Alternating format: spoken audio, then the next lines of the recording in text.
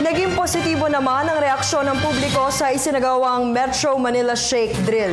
Ayon sa mga ito, malaki ang naitulong ng naturang aktibidad upang mapataas ang kanilang kamalayan ukol sa bantang hatid ng The Big One. Ang ulat mula kay Sweden, Velado. Si Aling Lydia, kalmado at maayos na nakapila sa relief distribution station ng DSWD. Matapos niya umanong marinig ang malakas na sirena para sa shake drill, ay agad niyang tinakluban ng mga kamay ulo at ginawa ang drop, cover at hold.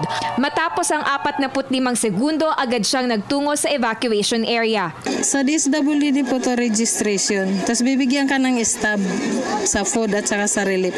Pagbabahagi ni Aling Lydia at isang estudyante namang aking nakausap, malaking tulong umano ang ginawang earthquake drill. Sa pamamagitan nito, naitaas ang kanilang kamalayan sa kahandaan sa oras ng sakuna.